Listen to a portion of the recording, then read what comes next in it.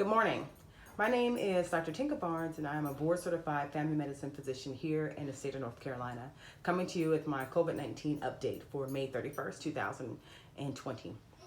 I do want to say that the views and opinions I have here are solely my own and not necessarily those of Novant Health. So where do we stand right now in the world as it relates to COVID-19? In the world, there's over 6 million cases of COVID-19. In the United States, there's over 1.7, and in North Carolina, there's over 28,000 cases. When it comes to deaths associated with COVID-19, and globally, there's over 370,000 deaths. In the U.S., there's over 103, and in the state of North Carolina, we're approaching 1,000 deaths with COVID-19. This virus is something that has been affecting our world since December that we know of, and maybe even before then. But in the United States, this virus is something that has been causing a lot of upheaval as it relates to your movement and going from work to home and going to do regular activities in the community, going to the gym, shopping, doing such things as, visiting neighbors, visiting family. So now where we stand with COVID-19 and the different states is reopening. And we're trying to do that in a safe and effective way. So here in the state of North Carolina, phase 1 of reopening started May 8th. Phase 2 started May 22nd. The recommendations from the White House is that you reopen and you do it when you've had enough time to establish 14 days of a stable or downward trend in the number of cases. Well, in the state of North Carolina, we are actually on the upward trend. So you can find these trends, you can find the numbers at the CDC, you can find them at Johns Hopkins, but it does show in our state that there is an increase in the number of cases. And when you look at the increase in number of cases, it is important to understand that those are important numbers. But what I like to look at is the hospitalizations. Are we having an increase in number of hospitalizations? Because that tells me how sick individuals are getting. So when it comes to the rate of hospitalizations, there is an increase in number of hospitalizations. So that's concerning. As we reopen, when you have a virus as infectious as the COVID-19 virus, when you look at the RO, and the RO tells us how infectious a virus is. As it relates to the influenza virus or the SARS virus, COVID-19 is much more infectious. So it's of a concern because there's a lot of individuals with COVID-19 that are asymptomatic, meaning that they have no signs or symptoms of the virus and they come up positive.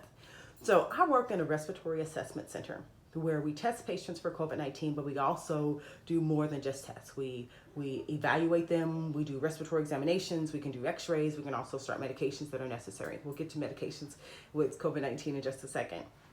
But with individuals who have COVID-19 that I've seen, as far as the symptoms that they're having, a lot of these individuals do not have symptoms and come up positive for COVID-19.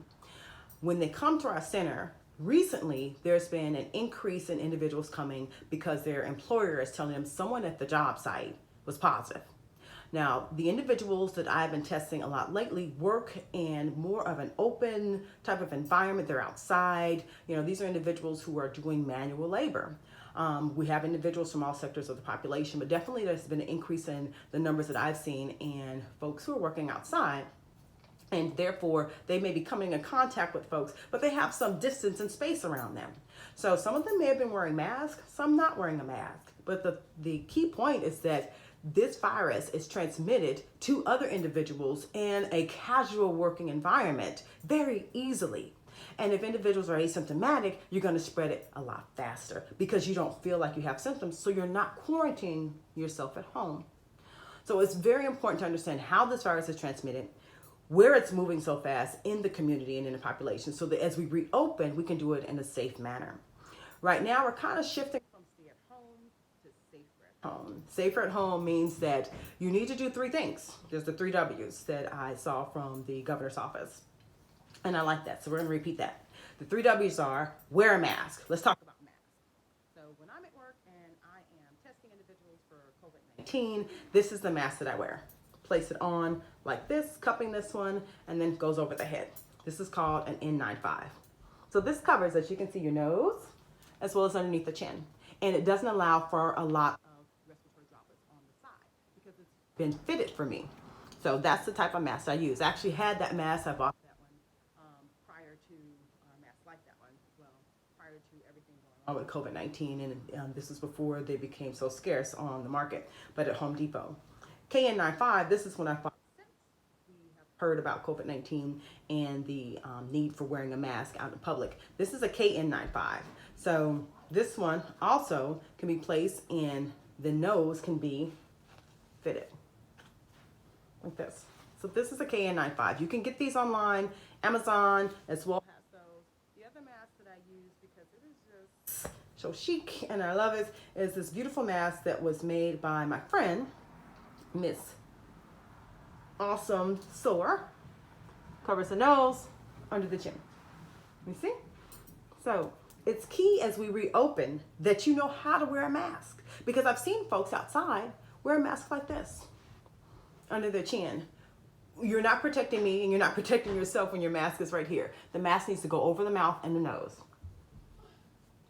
Clearly. Make sure it comes back. Make sure you're wearing your mask appropriately so that the mask that you wear protects me, the mask that I wear protects you. So it's important to wear your mask. Therefore, you're not being narcissistic or being selfish and saying, you know, that I'm wearing a mask. What you're doing is helping me. It's very narcissistic and selfish when you say, I don't need to wear a mask. I'm protected. You know, my God's got me. Yes, that's beautiful. But do you have me? Is the question. Do you have the rest of the community? When you wear a mask, fully understand that you're protecting and helping other individuals who may be more at risk in your community. So be responsible and wear your mask. Let's talk about what's out there as far as treatments for COVID-19. So we have different clinical trials. Clinical trials are those that are being implemented in different phases in order to see whether or not a vaccine, a medication, a treatment can actually help that particular problem. So with COVID-19, there's been clinical trials that are started for multiple different medications. Remdesivir is the one that is getting the most press, I would say, right now, and has done such a great job of showing clinical improvement in individuals with COVID-19.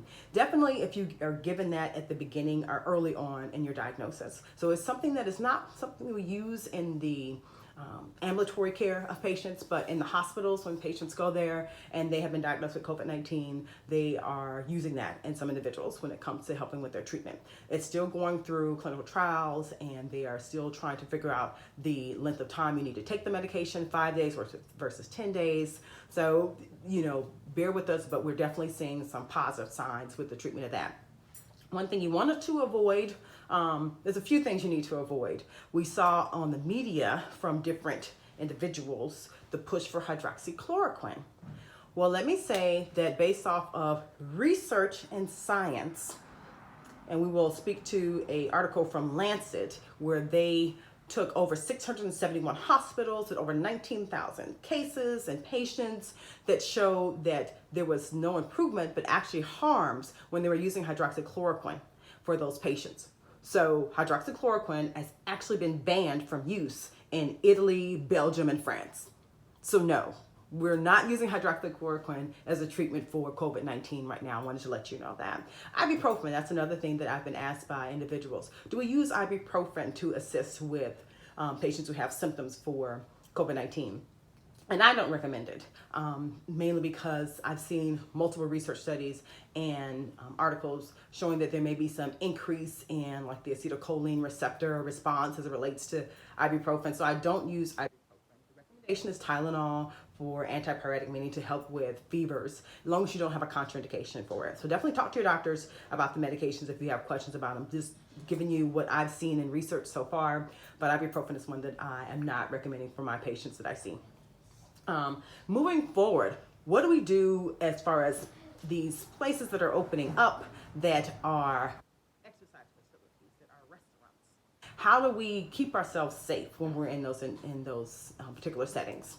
There are studies that show, if we look at a study out of South Korea that had a group exercise class that had started after they had reopened, and they were able to link a spread of the virus again to a group exercise class where the instructor was instructing, I'm sure I think it was like 50 or so some odd people that were there at that group exercise class. So there's definitely a link between being in group settings and the virus continuing to spread.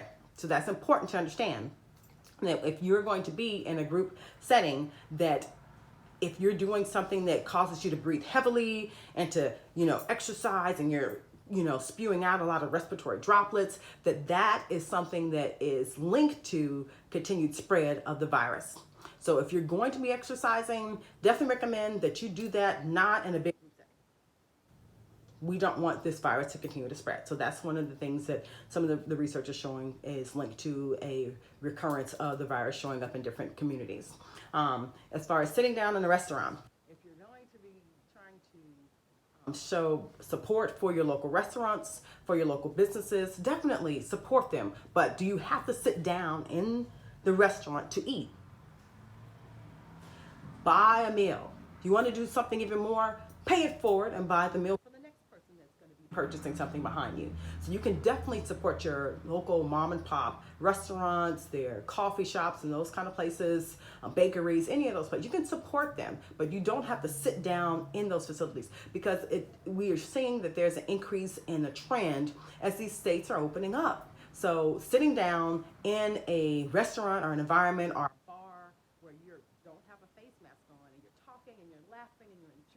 this company and time does spread respiratory droplets. So you have to be mindful of those things. As we look at re-entry into this is our new norm now, I want you to think about being hopeful. So there's a lot going on with the pandemic that's affecting disproportionately African American communities. And as we know and we see right now, there's a lot of turmoil and strife and passionate anger about things going on in the African American community. But I want us to be hopeful. Because without hope, we will not get to the next level. We will not get to a next level with this pandemic or with the current state of problems we're having with the interactions in our communities, with authorities, with different organizations. We as a community have to take care of each other.